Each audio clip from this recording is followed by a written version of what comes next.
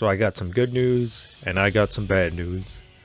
Bad news is that we're still gonna wait some time for the full release of the actual game.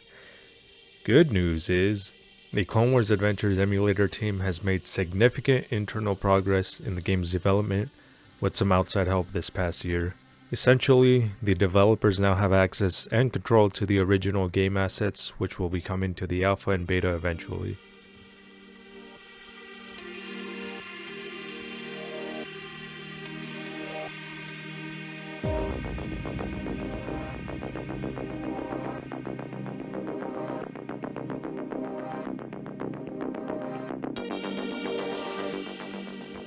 My name is Mr. Hutt, and this is Clone Wars Adventures 10 years later. 10 years, a decade after the game shut down. Time goes by way too fast sometimes, honestly. But the love and fan base for this game never went away. Y'all love to see it. This is the second time I ask y'all to comment and like the video because I think more people should know about the current progress of the emulator. The purpose of this video is to update everyone outside the Discord server of the game's development as of May 2024 and to give some background as to how we got to this moment in time. If you want to hear more about the game's current progress, I suggest heading over to the CWA EMU Discord server, but please read the FAQ before chatting in the server. Most people that join ask a question that they don't know has already been answered, or the channel is hidden within the sidebar. But feel free to ask questions here and I'll do my best to answer them. Also, this video will be a really long talking session, so heads up. Think of this like a full update or report rather than a conversational video like my 9 years later video. Anyways, for those who don't know, I'm part of the Hype team, aka Emissary team, which is in charge of making in-game events, social media, YouTube videos for the emulator channel, and community engagement. Since I'm part of the emulator team, I know what's been going on with the project behind the scenes and where it's headed, but I'll only focus on publicly shared info from the Discord server. All the information I provide is up to date and backed up by Wal Delaglide, one of the lead developers of the team, and Jam, the community manager, among others as well. Another reason I wanted to make this video is because I want to be the voice that covers the current development accurately and to give people some understanding as to why we have to wait for further development and further updates. And also to give some hope to anyone that had doubts about the project. Another thing I've noticed in the past is that some channels get some things wrong about the emulator or don't know enough accurate information about the project. So that's why I'll cover the game's recent development and give everyone some insight to what's going to come next and how the recent development affects the emulator team. If you only want to listen to the rework development or other sections, I added chapters in this video so it's convenient for you. So the first thing I want to make very clear is that the current closed alpha is nowhere near ready for public release and that alpha access contests are currently on hold. I know I said there will be alpha opportunities last year, but the lack of content, few active players, and the current rework made us want to wait on inviting any new players to the game. And like I said last year, if we open the gates now, then everyone would be disappointed from the lack of content in the game, and the hype would die down drastically. It would basically kill the player base and the supporting fan base that we did have. There wouldn't be a reason for people to return to the game besides nostalgia, and even then that varies between people.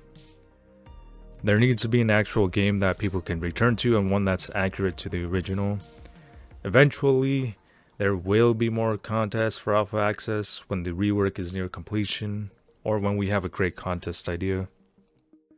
Unfortunately, a ton of people disregarded the intro from last year about getting alpha access and why alpha is closed, so some people didn't understand why it wasn't widely available yet. I wanted to clear that up first because people still ask to this day how to get alpha, or people join the Discord server saying they understand the circumstances, then they ask for alpha a month or so later and become uninterested. I completely understand where they're coming from, but I wanted to address this first to give some understanding to why alpha access is closed at the moment. Later in the video, I'll focus on the alpha again and what its future looks like to give some perspective about the current state of the emulator. But to finally answer how to get alpha access, we give access by creating contests or events in the Discord server, and we decide on the number of people to let in or to invite to the game. So the contest can be a trivia night, it can be an art contest, it could be something completely different. But for now, all non-alpha community members have to wait for the rework to be finished. You may be wondering why that is. What exactly is the rework that everyone has to wait for? What does rework mean? Like I mentioned earlier, the dev team now has access to the original game files and some clients, which give them access to the original models, gear sets, combat maps, mounts, and much more at their disposal. The original emulator developers did have access to this resource, but they didn't have as much knowledge to use it correctly. They had to basically create the emulator from scratch in a lot of instances, resulting in the foundations of the emulator being faulty. To change that, the current team had to update some of the older coding to support content additions, so the foundations of the game are much stronger. Meaning that features like object interactions, player movement, lighting, NPCs, and everything else should be much more stable and accurate to the original game after this long process is done. It's not exactly a simple import or copy paste either. There's systems in place for player data and the server that need to be functional in order for anything in the game to work. But luckily, developers like Wall have managed to update a lot of the structure in the current emulator. The rework will basically make the development of the project much easier for future developers. Essentially, it's the manual work that's being done now rather than later. The current devs want everything ready and up to date by the time we get to open beta. Now that we have access to the original assets and files, our priorities have also changed.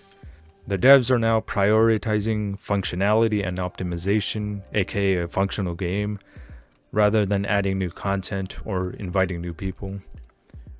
Unfortunately, it just means more waiting for the game to reach its original state. But some more good news is that the devs have made great progress throughout this past year, at least in terms of the internal rework. So one of the first steps in the rework was creating a new launcher. This is huge because our old game launcher was limited to Windows only. So people who signed up for the alpha with either Linux or Mac couldn't play the game at all. The devs finally got around to building a new launcher to support Linux and Mac, and it provides an improved internal network code, stable updates, and will make the rework updates much easier to incorporate. After years, the people who signed up for the alpha with Linux or Mac were finally able to play the alpha as of February of this year. Better late than never, right? The old launcher needed to be updated and replaced anyway because a ton of people had a ton of problems with it, especially with the game updates. Sometimes it didn't update people's games, it took forever to load, or it would load an outdated version. It was just a pure mess sometimes. But the new launcher fixes all that, and we even get a carousel of pictures we can customize. The other huge step for the rework to work is the SWF conversion tool. So this tool is basically a conversion of the original UI, 2D minigames, and frame animations into the emulator. Wall, who I mentioned earlier, worked on this a lot because it would save future developers a ton of time for manual work with files and manual conversion. So think of animations like the tiny ships and fleet commander, which individually take up hours upon hours of manual work. That's part of the reason why the rework has taken a while, at least its starting stages. Luckily, Wald announced in the beginning of April of this year that the tool was in its final stages of development, and the only thing left for this tool is to test it and document the process and progress, meaning there's even more good news. When Wald finalizes the SWF conversion tool, it means that we can finally bring on new developers to help with the rework and future development. Wald will basically show the new devs the development process and tools, which should speed up the momentum of the development. Currently, Wald is reviewing developer applications and is only looking for 6 new developers, but I recommend placing an application so the development team has it for future reference. I'll add a link in the description below if anyone's interested. He's currently looking for 2D minigame and Unity developers, so if you have experience, free time, and love this game, then I suggest applying or staying in touch with the project. Honestly, the rework and access of the original game assets made all of this new development possible. It really sped things up a bit and refocused the development team, which I am honestly grateful for. But most of you are most likely wondering how all of this was possible. This was made possible by Edits, a fellow developer from open source Free Realms, not to be confused by Free Realms Sunrise. They're completely different projects, but open source Free Realms basically emulates what the original game server does through reverse engineering of the original server code to run/emulate the game. And they managed to get this all running on current software. The developers from OSFR also made a tool called the Forge Light Toolkit, which basically takes original maps from both Free Realms and Clone Wars Adventures and adapts them into Unity.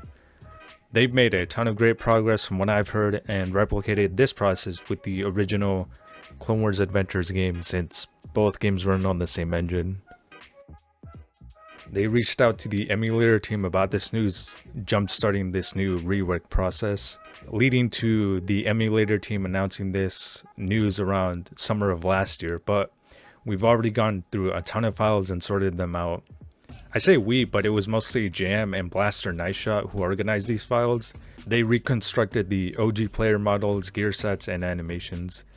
More on Blaster in a bit, but as I said earlier, Jam is our current community manager, who's mostly part of the hype teams, but he's also done a ton of work with the developers this past year. So far, the rework has mostly consisted of Wald, Jam, Guido Rixbreather, who is also another CWA EMU developer, Mark, our project lead, and outside help from Blaster, Niceshot, and Edits, and other members from open source Free Realms. Without them and previous emulator developers, this project wouldn't have come this far. We still got a long way to go, but I'm honestly happy with the work the developers and others have created and helped with. I'm honestly really lucky to be part of this team and to have contributed to a lot of hype events and hype videos. It's just been a great journey, to be honest. But I'm also lucky to have access to a copy of the original game. Technically, I got access because I found a copy of an original game client online and connected with a different Clone Wars Adventures project.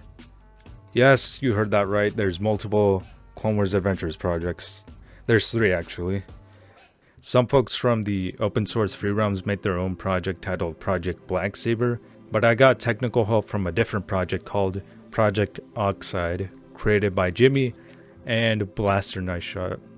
They recently showcased the project through Blaster Niceshot's channel, and the goal of their project is to have an open source CWA server. Blaster and Jimmy started this project back in January, but began coding in February. Currently, their project is single player, but they aim to have multiplayer in the near future. As shown, I can walk around the temple and combat zones, but there's no NPCs or combat, besides Captain Breaker acting as the transport guide in the hangar. They also got started on housing, but you can only move existing items from the Mustafar lot at the moment right now. You can check out Blaster's video showcasing the current progress of housing and everything else they achieved in his 2 in-depth demo videos. For anyone interested in playing the original game again, you can check out Blaster's GitHub repo in the description below. But do keep the following in mind though. Since they can't distribute original clients of the original game, since it's Daybreak's property, you'll have to find a copy of a client on your own. So if you still have the original game downloaded to your old PC, then you can play the original game again. technically speaking. And since the project is open source, you can run your own server, but that requires some technical PC knowledge and additional programs needed to run the game. They also won't be bringing back station cache, so everything in the game will be free, just like the emulator. They're currently prioritizing multiplayer and housing, but if you want to keep up with their project, then head over to Blaster Niceshot's channel for future updates. If you do manage to find an original client to replay the game, then both Jimmy and Blaster can be reached for technical guidance through Discord. To be honest, this is perfect for everyone waiting for the game to be released, because now that there's multiple CWA options, it means that the development from one project can help all projects if they're willing to share that information. We're honestly in good hands, not only for the emulator team, but also for Project Oxide. But we still have to wait for all of these projects to be widely available and accessible. Even though this is all fantastic that we have access to the original game again, what does it mean for the alpha? Unfortunately for the alpha players, there won't be that many updates before the rework, meaning they'll be waiting for more updates and in-game events when there's just nothing to do in game. And because there's no new content, it means that the hype team can't make any new exciting in-game events anymore. Player activity has been down for a while now, which is understandable but very discouraging at the same time, because everything that we have in the emulator is just going to get replaced, obviously for the better, but still there's no real reason to return to the alpha since we're just waiting for that to happen. And the last event we had was the 10-year sunset anniversary, but even then we didn't really have nearly the same amount of people as we did the first sunset anniversary, but that's also understandable. The other thing that sucks is that there's not exactly, like I said, not exactly much to do or need to report bugs, since the rework will completely change the game. Almost everything that can be done in the alpha has been done, and the hype team can't give out any special prizes like the Boba Fett gear besides credits or the dot droid for events. The reason for that is that we want all of that to stay exclusive up until the public full release of the game, and also to have it be obtainable not through just attending events. We want it to be earned in some sort of way. We're in a tough spot at the moment because we're all waiting for the rework to add new content and mini games. I will say this though, that the multiplayer has been excellent in terms of the social culture, because people usually just bump into each other. Sometimes people plan game nights, some people plan events or just chat in game. I know this because that's all of the things I've done, and that made me feel extremely close to replaying the original game, way more than just walking around the original game itself, to be honest. And housing, it was just an incredible addition to the game because it allowed people to just explode with creativity. I love playing the alpha, but it most definitely needs more content and original features to feel like the old days again. And to be honest, again, I was super close to not making a follow-up to my 9 years later video because the original idea that I had failed. I was hoping to find original 2014 clips from my old PC that I thought I recorded with the original in-game recorder, because I do remember recording small clips with my old squad, like Cade Novalite with Colonel Rose, all of them, but just nothing turned up when I dug up my old PC files. It was honestly really sad to see. And if I did find a clip, then I would have just shown a comparison of the OG and the emulator. And when I didn't find anything, it just left me defeated for an entire week. I felt that way because I spent so much time looking for my PC, finding the right tools online and in stores, taking the PC apart, which was just a hassle. And then looking through a ton of files, then finding nothing. And the videos I thought I did record with my friends are just now lost to time, which makes me real sad. I was honestly really looking forward to seeing my old friends again in some way, because to be honest, I kind of forgot most of them, and I wasn't sure if I would have even remembered who I saw in these videos. Eventually, Project Oxide came along and they made capturing the original game footage much easier. And with their help, I got my name and gear set in the game, which was probably a better move now that I'm recording and making this video. But after everything, I'm just really glad everything worked out. And it was all thanks to Blaster and Jimmy of Project Oxide for helping me access their project.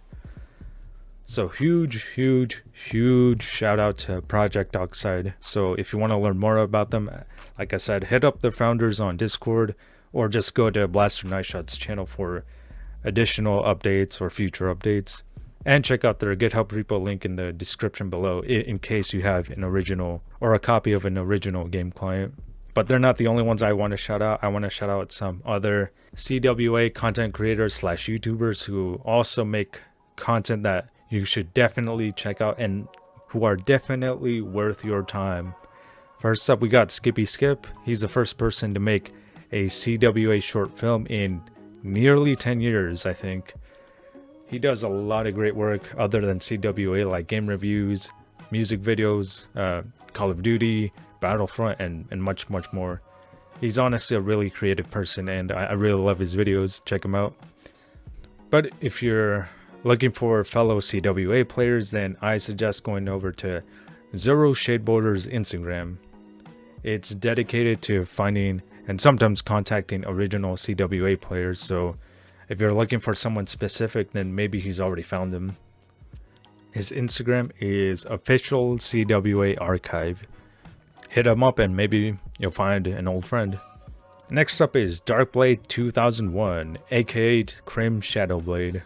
He also uploads CWA videos and original Battlefront 2 gameplay, who is a complete beast in that game, and he also uploads a ton of Minecraft too.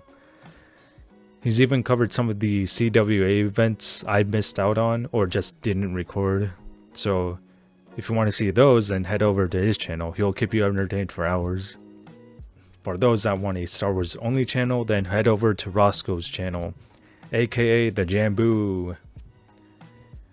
He reviews the latest Star Wars content and even has some shorts about Legos, you know, what's not to like. Definitely go check out his videos and go subscribe to him. I gotta ask, do any of y'all remember Steve Skyman? That name may sound familiar because he was a popular CWA player during the original run of the game. He's still around and still makes videos about CWA if you didn't know. So if you want to rewatch his older videos or check out his new ones, then they're all waiting for you at his channel. His channel is called Mike the Beast's Videos. And just like Dark, he's also covered some of the events I missed, like this year's New Year's Bash or the housing event of last year. Go check him out. Next up, we got the GOAT, Good King 205. If you're looking for a GTA RP streamer, then he is your guy. He's also a developer on the team and makes some pretty cool videos and playthroughs like his Jedi Survivor series or Wolf Among Us. That one, I definitely suggest you check out. Overall, he's a great guy and a great streamer too. Go check out his Twitch and YouTube channel, both at GoodKing205. For those that play the Old Republic, check out Nerd Universe, aka Taylor Thawne, who usually makes Old Republic videos, but her CWA videos are just on another level. Case in point, go watch her Life Day 2022 video because it's honestly just perfection. All of her videos are definitely worth a watch and you won't be disappointed at all. Last up, we got Malik Plasmile, one of the first friends I've made since joining the emulator community, and honestly still a great friend. His videos mostly focus on the gameplay of CWA, and he also has access to Project Oxide, so expect more videos from him soon enough. Also, check out anyone from my featured channels section. Everyone there has made great videos and are definitely worth your time. And if you just want more of me, then I made a playlist of videos I appear in from my friends' channels. My fellow CWA friends have consistently kept the game alive by posting videos about this and covering events from their channels, so please check them all out. They're all certified goats, they're all just great people, creative people, and overall just amazing, honestly. Okay, these last two aren't content creators or YouTubers, but they're two legendary goats in my opinion. Both Jam and Danny helped me with my thumbnail by giving me feedback over the past few days, since both have worked on hype posters in the past. And Danny has also done a thumbnail for me back in December with the Mr. Hutt Wanted video.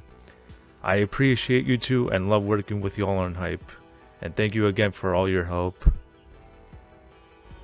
So to recap, after this long video, we still have a while for the rework to be completed and ready for a public release. By then, hopefully we'll have way more alpha contests, but we'll see. Hopefully the new devs that are brought on can help speed up the development process, but like I said, time will tell. Who knows where we'll be in a year from now, because we didn't expect to have copies of clients and the game files and assets ready at our disposal. So we'll see. If we do have the rework ready by then, there will for sure be an 11 years later video. If that doesn't happen, then I just hope we're in a much better place in terms of development. Right now we're in a solid spot, but it's just gonna take some time. Yeah, I can't rush art. As always, I'm grateful to the devs and other CWA projects for bringing back this game to us fans, and I really hope all of the surviving and waiting CWA players can experience this game in its former glory. So much time has passed and will continue to pass, but at least we have a better chance of playing this game again. Hopefully, I can see everyone that watches this video in Clone Wars Adventures in the future. Also, sorry this video wasn't very conversational. I really just wanted to inform everyone about how the project is doing and what the future could possibly hold. Also, sorry for not posting as much because I just have a lot to take care of in my life right now.